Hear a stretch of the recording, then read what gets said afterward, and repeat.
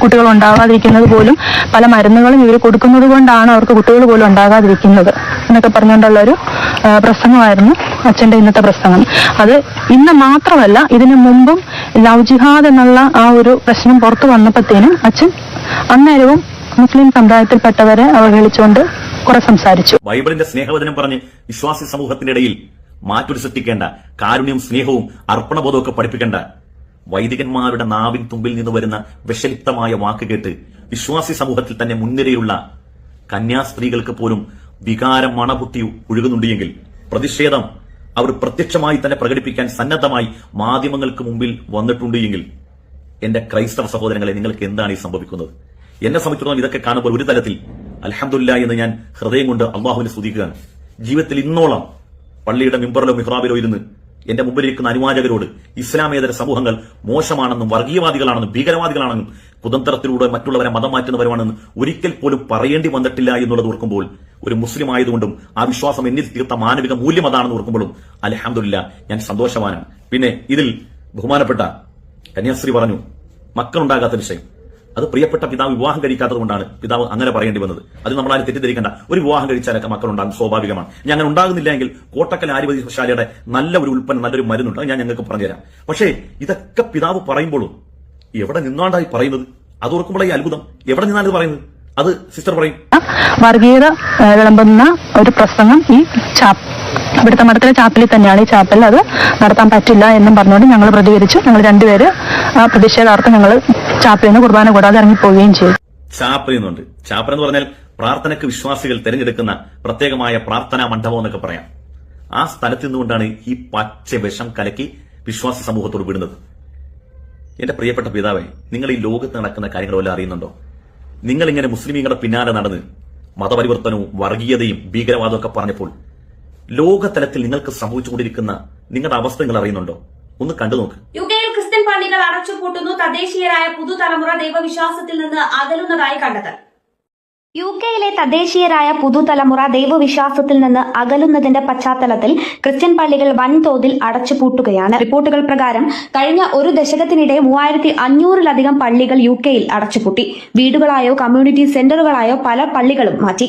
2011 സെൻസസുമായി താരതമ്യം ചെയ്യുമ്പോൾ ക്രിസ്ത്യൻ സമൂഹത്തിൽ 13% കുറവാണ് ഉണ്ടായിരിക്കുന്നത്. അതേസമയം മുസ്ലിം ജനസംഖ്യ 6.5% ഉയർന്ന് 3.9 മില്യണിലേക്ക് എത്തി. സത്യത്തിൽ ഇപ്പൊ നിങ്ങൾ എത്തിപ്പെട്ടിരിക്കുന്ന ദുർഗതിയെക്കുറിച്ച് നിങ്ങൾ ഓർക്കാറുണ്ടോ? ലോകാടിസ്ഥാനത്തിൽ നിങ്ങൾ ഇസ്ലാമിനെതിരെ എന്തെല്ലാം കുതന്ത്രങ്ങൾ മെനയുന്നു. എത്ര യൂട്യൂബ് ചാനലുണ്ടെന്ന് കേരളത്തിൽ. ക്രൈസ്തവനായ ആളുകൾ, മാത്യു സാമുവിനെ പോലുള്ള ആളുകൾ, അവനൊക്കെ രാവും പകലും ഇസ്ലാം അല്ലാതൊരു സബ്ജക്ട് ഉണ്ടോ?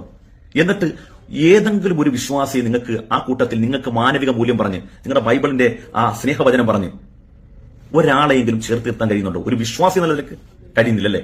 എന്നാൽ കൊഴിഞ്ഞുപോക്ക് അതിരൂക്ഷമാണ്. അതാണ് ഇവിടെ സംഭവിക്കുന്നത്.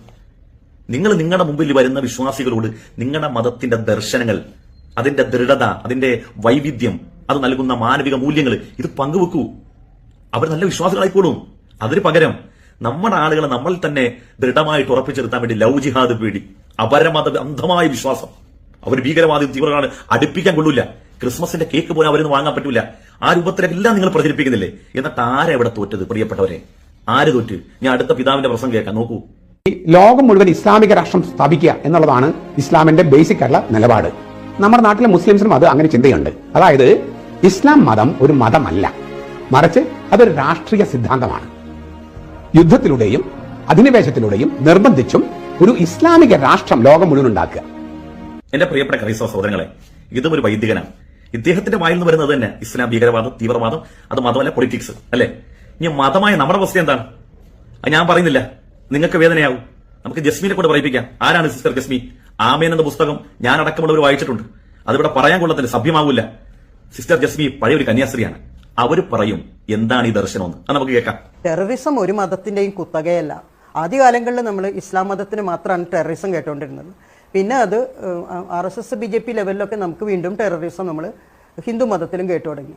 ക്രിസ്ത്യൻ മതത്തിൽ കേൾക്കാത്തതാണ് എനിക്ക് തമാശ. അത് അണ്ടർഗ്രൗണ്ട് ടെററിസമാണ് ക്രിസ്ത്യൻ മതത്തിൽ. അത് ഒരു കോടതിയിലേക്ക് കേസായിട്ട് പോകാൻ പറ്റില്ല. അണ്ടർഗ്രൗണ്ടിലൂടെ നടത്തേണ്ട ഭീകരമായ ടെററിസം ക്രിസ്ത്യാനിറ്റിയിലുണ്ട്. എന്റെ പ്രിയപ്പെട്ട പിതാക്കന്മാരെ, എന്റെ പ്രിയപ്പെട്ട വൈദികരെ, എന്റെ ക്രൈസ്തവ സഹോദരന്മാരെ, അതിലേറെ എന്റെ കാസയുടെ മുത്തുമണികളെ, ഈ നിങ്ങളുടെ മേൽ തീവ്രവാദവും ഭീകരവാദവും ഒക്കെ അണ്ടർഗ്രൗണ്ടിലോട്ടുള്ള ഇതൊക്കെ പറഞ്ഞ് ഞാനല്ല കേട്ടോ. ഞാനത് പറയുകയാണെങ്കിൽ എന്റെ മതത്തിന്റെ മൂല്യ തകർച്ചയാണ്, എന്റെ വിശ്വാസത്തിന്റെ മൂല്യ തകർച്ചയാണ്. എനിക്ക് ഒരിക്കലും ഒരു അപരമത വിദ്വേഷം നടത്തി എന്റെ ആശയത്തിന്റെ വൈവിധ്യം ഇവിടെ പ്രകടിപ്പിക്കാൻ കാര്യമില്ല. എനിക്ക് അങ്ങനെയൊക്കെ ചെയ്യാമായിരുന്നു എങ്കിൽ ഈ സിസ്റ്റർ ജസ്മിയുടെ ആമീൻ എന്ന് പറയുന്ന പുസ്തകം എടുത്ത് ഒരു പേജ് വായിച്ചാൽ മതി. ലൂസി കളപ്പുരക്കലിന്റെ കർത്താവിന്റെ നാമത്തിൽ എന്ന പുസ്തകം എടുത്ത് 2 പേജ് വായിച്ചാൽ മതി. പക്ഷേ ആ 1 പേജും 2 പേജും ഒന്നും വായിച്ച് മുഴുപ്പിക്കാൻ കഴിയില്ല. അതിനു മുമ്പ് ആളുകൾ ഇറങ്ങി ഓടും. അത്രമേൽ പലതും അതിനകത്തുണ്ട്. പക്ഷേ നിങ്ങൾ മനസ്സിലാക്കേണ്ട ഒരു കാര്യം, ഞാൻ നേരത്തെ പറഞ്ഞ പോലെ എല്ലാ കാലഘട്ടത്തിലും അനീതി ചെയ്യുന്ന വേട്ടക്കാരായ മനുഷ്യർക്ക് നിലനിൽക്കാൻ കഴിയില്ല. നിങ്ങൾ എന്തെല്ലാം ആക്ഷേപങ്ങളും ആരോപണങ്ങളും പറഞ്ഞാലും സത്യം അത് എത്രമേൽ കബറിൽ മണ്ണിട്ട് മൂടിയാലും അതിന്റെ നാം ഓരോ ദിനം ഇങ്ങനെ പുറത്തേക്ക് പൊങ്ങി പൊങ്ങി വരും എന്നുള്ളതാണ്. അങ്ങനെ ഒടുവിൽ ആ സത്യം മാത്രം ബാക്കിയാവും. അതിന്റെ ഏറ്റവും വലിയ പ്രകടമായ അടയാളം എന്ന് അറിയോ? ചില പിതാക്കന്മാരുടെ പ്രസംഗം നമുക്ക് കേൾക്കാം. ഇസ്ലാം എന്നുള്ളത് ഒരിക്കലും മറ്റൊരുത്തന്റെ മേൽ അടിച്ചേൽപ്പിച്ചതുകൊണ്ടോ അല്ലെങ്കിൽ അവനെ കുതന്ത്രത്തിലൂടെ അവനിലേക്ക് ആശയങ്ങൾ പകർന്നു കൊടുത്തുകൊണ്ടൊന്നും നിലനിൽക്കുന്ന മതമല്ല. അതെങ്ങനെയാണ് ലോകത്തെ സ്വാധീനിച്ചതെന്ന് 2 പിതാക്കന്മാരുടെ പ്രസംഗം കേട്ടാൽ നിങ്ങൾക്ക് ഏകദേശം മനസ്സിലാവും. തൊട്ടുകൂടായ്മ, അയിത്തം, അസ്പൃശ്യതയൊക്കെ ഉണ്ടായിരുന്ന ഒരു കാലത്തേക്കാണ് ഇസ്ലാം കടന്നു വന്നത്. ആരും തൊടാത്തവരെ ആലിംഗനം ചെയ്ത് കെട്ടിപ്പിടിച്ച് സ്വീകരിക്കുന്ന ഒരു പുതിയ സംസ്കാരം ഇസ്ലാം ഇവിടെ ഉണ്ടാക്കിക്കൊടുത്തു. സഹിക്കുമോ ആഗോള ക്യാപിറ്റലിസത്തിന്? സഹിക്കുമോ ജാതീയതയ്ക്ക്? സഹിക്കുമോ സവർണദേശീയതയ്ക്ക്? ഫാഷിസത്തിന്? പറയുന്ന എന്റെ ചുറ്റും താമസിക്കുന്ന ഇസ്ലാം മത വിശ്വാസികൾ കണ്ട മറ്റൊരു വലിയൊരു ഗുണം ഞാൻ കണ്ടത്, വലിയൊരു പ്രത്യേകത ഞാൻ കണ്ടത്, ഞാൻ എന്റെ പള്ളിയിലുള്ള വിശ്വാസികളോട് പറഞ്ഞൊരു കാര്യമാണ്. ഞാൻ ഈ പാലക്കാട് താമരശ്ശേരി എന്ന് പറഞ്ഞാൽ ഞങ്ങൾ രൂപത എന്നാണ് പറയുക, ഇങ്ങനെ ഓരോ ജില്ലയെ തിരിച്ച് രൂപത എന്ന് പറയും. അപ്പൊ ഞാൻ പാലക്കാട് രൂപതയുടെ ബോർഡറിലാണ്.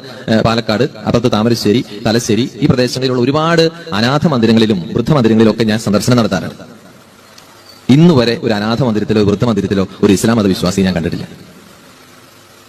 പ്രായം ചെന്ന മാതാപിതാക്കളെ പടിയടച്ച് പിണ്ടം വെക്കുകയോ നട തള്ളുകയോ വല്ല വൃദ്ധമന്ദിരങ്ങളിൽ അനാഥ മന്ദിരങ്ങളിൽ കൊണ്ടുചെന്ന് അല്പം പൈസ ഏൽപ്പിച്ച് തള്ളുകയോ ചെയ്യുന്നത് അതിൽ ക്രൈസ്തവരും ഹൈന്ദവരുമാണ് കൂടുതൽ.